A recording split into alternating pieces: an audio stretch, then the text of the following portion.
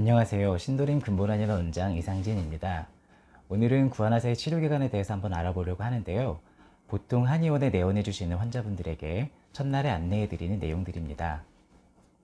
대부분 양방신경과를 들르셔서 MRI나 CT, 근전도 검사 등을 받고 오시는 경우가 많이 있는데요. 사실 연령대를 고려해서 겉으로 드러나는 마비 양상을 확인하게 되면 굳이 MRI나 CT 같은 검사는 안 하셔도 됩니다. 중추성과 말초성의 구별에 대해서는 앞선 영상에서도 설명드렸습니다. 연세가 많으시거나 기타 다른 증상들이 있으시다면 확인 차원에서 검사가 필요할 수도 있겠지만 그렇지 않은 경우가 대부분이긴 합니다. 일반적인 구안화사의 치료 기간은 짧으면 4주에서 6주, 길게는 3개월 이상의 기간이 소요가 됩니다.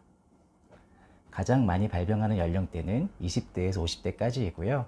보통 60에서 70%의 환자분들이 평균적으로 4주에서 6주 이내에 치료를 마무리하게 됩니다. 어린 아이들이나 10대 청소년기는 신체 발달이 완전하게 안 된 상태이기 때문에 치료 기간이 조금 더 오래 걸리거나 후유증으로 가는 빈도가 상대적으로 높습니다. 60에서 70대 이상 노인분들의 경우에도 신체 회복력이 떨어져 있고 기본적으로 다른 질환이 있는 경우도 많아서 아이들과 마찬가지로 치료 기간이 조금 더 오래 걸리거나 후유증으로 가는 빈도가 조금 더 높은 편입니다. 당뇨나 자가면역 질환이 있는 경우, 그리고 임신한 상태인 경우 등에도 마찬가지입니다. 4주에서 6주 이내에 치료가 잘 되지 않고 증상이 남거나 전혀 호전 반응이 보이지 않는 환자분들의 경우에는 지연형으로 3개월까지 치료 기간을 잡거나 후유증에 대비해서 치료를 해야 되는 케이스로 파악해야 됩니다.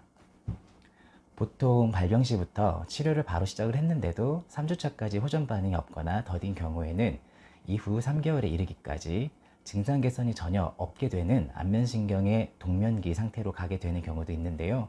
그렇기 때문에 주의를 해야 됩니다. 후유증이 남을 가능성이 매우 커지기 때문에 미리 후유증에 대한 치료를 선제적으로 시작해야 됩니다.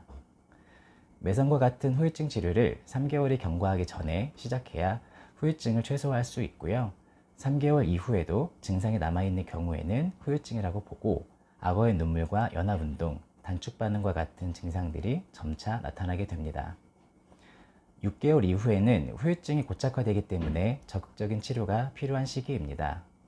6개월이 이미 지난 경우라 하더라도 최대한 이른 시간에 후유증 개선을 위해 치료를 시작하는 것이 좋지만 몇 년이 지난 후유증이라고 하더라도 근육 모양을 잡아주고 운동을 잘 되도록 해주는 치료 등은 가능합니다.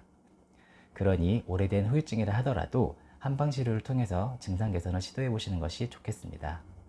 이상 근본한의원 원장 이상진이었습니다. 다음 편에서는 치료 방법에 대해 설명드리도록 하겠습니다. 감사합니다.